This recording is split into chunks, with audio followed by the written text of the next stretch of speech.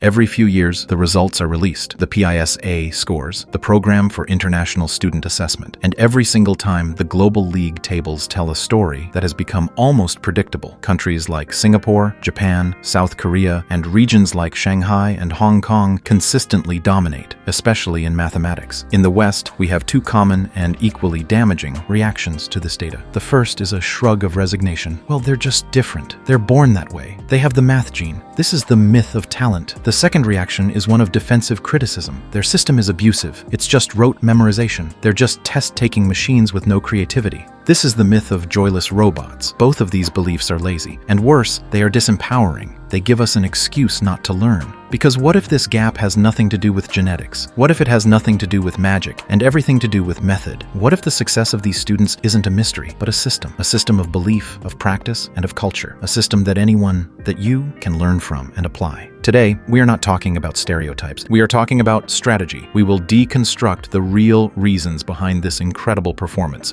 And more importantly, we will give you the blueprint. This isn't about becoming a human calculator overnight. This is about fundamentally changing your relationship with the most powerful problem-solving tool on Earth, your own mind. This is the brain line. The single most important difference isn't in the brain, it's in the belief system. In many Western cultures, we have a toxic obsession with the idea of innate talent. When a child struggles with algebra, the parent might say, "It's okay, honey, I was never a math person either." We treat mathematical ability like eye color. You either have it or you don't. This is what Stanford psychologist Carol Dweck calls a fixed mindset, and it is a cognitive prison. In many East Asian cultures, the narrative is entirely different. The core belief is that effort, not talent, is the primary determinant of success. When a Japanese student fails a test, the dominant thought isn't "I'm stupid," it's "I didn't work hard enough," or "I didn't find the right strategy yet." This is the growth mindset baked into the culture. This isn't just a nice motivational poster, it has profound real-world consequences. If you believe you're not a math person, what happens when you encounter a difficult problem? You quit, because the difficulty is simply proof of your innate deficiency. But if you believe that math is a skill built by effort, what happens when you encounter that same problem? You see it as a challenge. The struggle isn't a verdict. The struggle is the process of getting smarter. This fundamental belief is the foundation for everything that follows. It's the psychological permission slip to put in the work. So, the first step in this entire journey is a non-negotiable mental shift. You must abandon the toxic, lazy idea that some people are math people and others are not. Math is not a talent. It is a skill you build and a language you learn. How do you learn a language? You don't just memorize the dictionary. You learn the rules of grammar. You learn how the pieces fit together to create meaning. You practice speaking, reading, and writing over and over until you can think in that language. In the West, we often teach math like a list of disconnected rules to memorize for a test. Here's the quadratic formula. Plug in the numbers, get the answer, move on. We teach what to do, but rarely why it works. In the Japanese system particularly, there is a deep emphasis on math as a language. They spend an incredible amount of time ensuring students deeply understand a concept before moving on.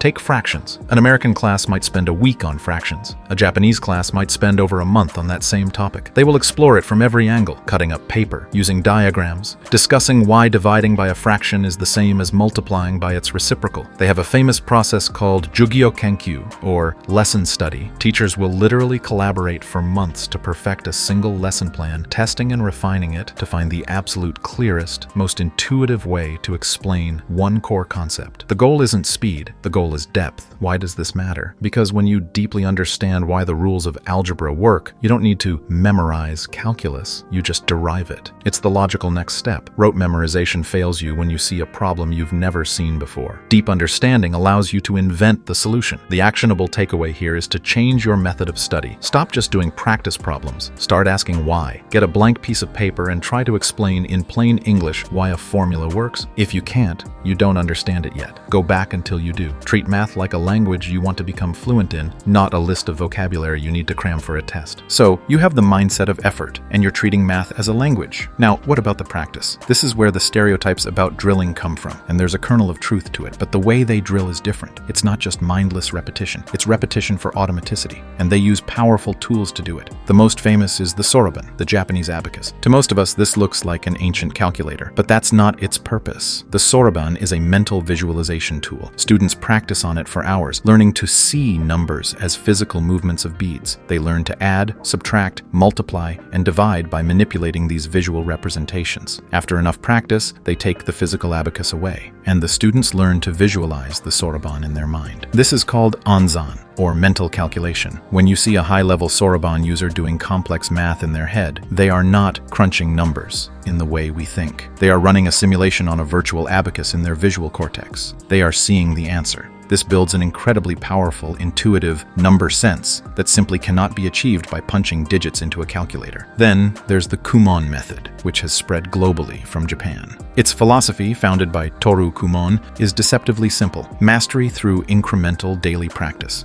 A student using Kumon gets a packet of worksheets every day. The worksheets are just slightly more difficult than the day before. The student cannot move to the next level until they can complete their current level's worksheets perfectly within a set time. This does two things. First, it ensures there are no gaps in knowledge. You can't be sort of good at fractions. You must master them. Second, it builds automaticity. The fundamentals, addition, subtraction, algebra, become as effortless as breathing. This frees up your working memory to focus on the real challenge, the complex, abstract problem solving on top. You're not struggling with the grammar. You're focused on writing the poetry. You don't need a Soroban or a Kumon subscription, but you must adopt the principles. First, focus on mastery. If you are shaky on algebra, do not move to calculus. Go back. Use resources like Khan Academy and master the fundamentals, no matter how basic it feels. Second, practice daily. Consistency beats intensity. 15 focused minutes every single day is more powerful than a 3-hour cram session once a week. This entire system, the mindset of effort, the method of deep understanding, the tools of automaticity, doesn't exist in a vacuum. It is powered by a massive cultural engine. In Japan, they have juku, or cram schools. In South Korea, they have hagwons. These are private after-school academies that are a multi-billion-dollar industry.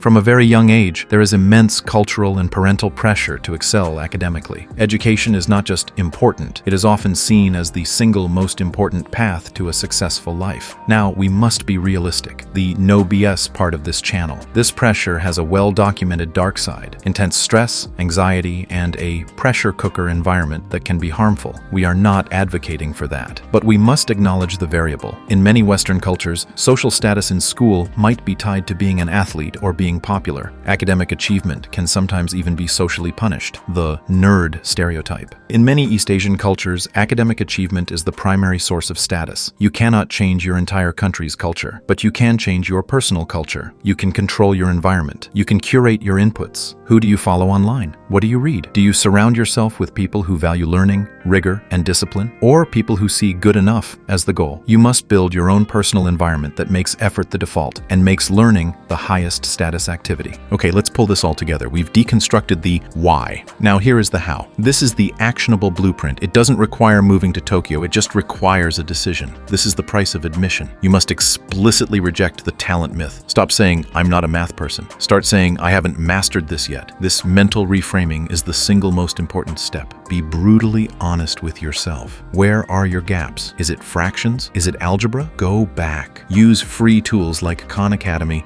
and master that foundation. Do not be ashamed to go back to basics. Be ashamed of building a skyscraper on a weak foundation. Set aside 20 focused minutes every single day. Not 4 hours on Saturday, 20 minutes every day. This microdosing of effort builds the neural pathways for automaticity. It's the same principle as learning a musical instrument. Consistency is the engine of mastery. Math is not just numbers, it's relationships, it's patterns, it's shapes. Draw the problem. Turn abstract equations into graphs, charts, or physical models. Don't just try to solve it in your head. See the problem on paper. This activates different parts of your brain and builds the number sense that the abacus provides. This is the ultimate test of deep understanding. Can you explain a complex mathematical concept to a 12-year-old? If you can't, you're probably relying on jargon and memorization. Take a concept, write out an explanation in the simplest terms possible. This act will instantly reveal your blind spots. The secret to why students in Singapore, Japan, and Korea excel at math isn't a gene. It's not a different kind of brain. It is a philosophy that is, in fact, incredibly liberating. It's the philosophy that effort is superior to talent, that consistency is the engine of skill, that depth is more powerful than speed, and that true mastery is available to anyone willing to adopt the system. You don't need to be born in Tokyo to apply these principles. You just need to start. It won't be easy. That's the no BS truth. It takes work, it takes discipline,